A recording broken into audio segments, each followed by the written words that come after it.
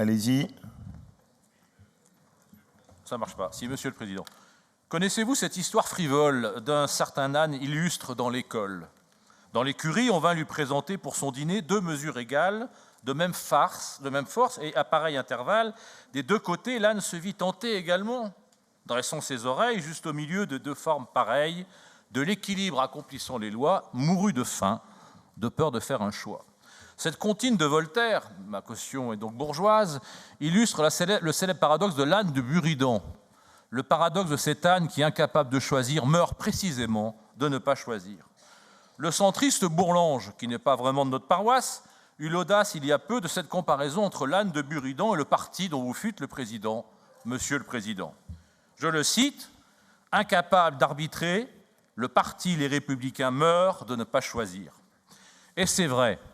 Le paradoxe de l'âne de Buridan demeure un de vos traits essentiels et particulièrement vérifiable ici aujourd'hui à l'examen du compte administratif.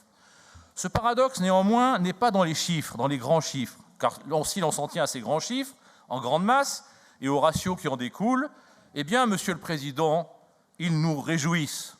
Dès votre premier budget primitif, le budget primitif 2016, je saluais le changement de paradigme opéré, enfin, avec l'inversion des courbes mortifères que sécréta l'air sinistre, sinistre au sens étymologique du terme, du latin sinister, gauche, l'air sinistre du président Kéran.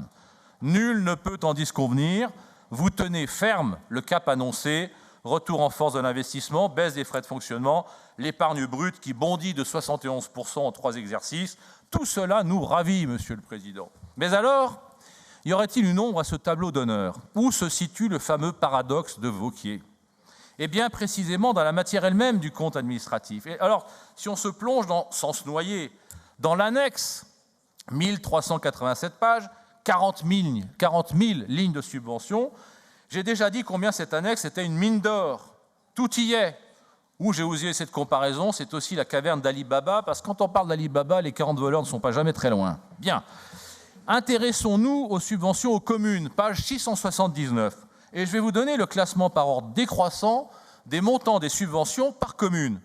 Première commune, l'heureux élu, non, c'est pas le Puy-en-Velay, c'est Aubenas, 1 647 000 €. Deuxième commune, toujours pas le Puy, Brioude, 1 531 000 €, sans doute 2 grandes mégalopoles régionales. Ensuite, troisième bénéficiaire, toujours pas le Puy, Clermont-Ferrand, 1 456 000 €. Et enfin, quatrième, enfin le Puy, avec 1 240 000 €. Ça, c'est le quartier de tête. Alors, pour être complet, je vous citerai pour mémoire 3 petites villes de Rhône-Alpes. Grenoble, 726 000, Saint-Étienne, 563 000, et Lyon, 432 000, sans aucun doute 3 chefs-lieux de canton. D'aucuns vous ont reproché votre favoritisme vélave, à tout le moins votre tropisme est à n'en pas douter très, très auvergnat. Intéressons-nous maintenant aux subventions de plus de 75 000 €. Quelques exemples. La LICRA, avec ses 120 000 €, comme d'habitude.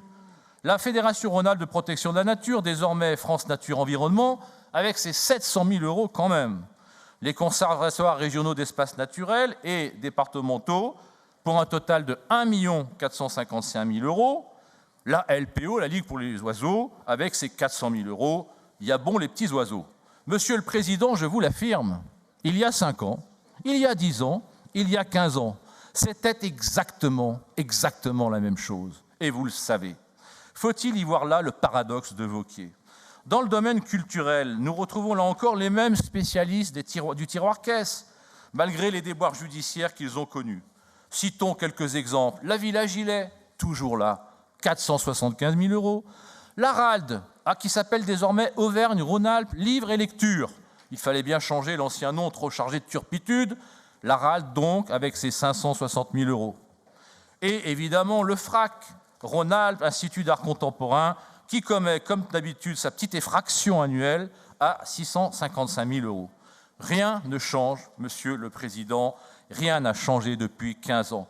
Les subventions sont reconduites sans aucune critique ni remise en cause, au bénéfice d'associations culturelles installées depuis des décennies et pour beaucoup infiltrées par un gramscisme très actif. Voilà, Monsieur le Président, est-il là le paradoxe de Vauquier? En conclusion, l'étude de ce compte administratif au sens politique révèle le paradoxe qu'il y a chez vous de ne pas savoir prendre parti hardiment Et je vous ai déjà reproché votre incohérence et votre paradoxe entre le verbe fort et l'action molle. Pour bien gouverner la France, disait Saint-Louis à son biographe Joinville, il faut deux qualités, la justice et la certitude. Merci, Monsieur Vous êtes Perrault. trop dans l'incertitude. Merci beaucoup. Merci. D'abord, Monsieur Perrault, il faut que je vous remercie.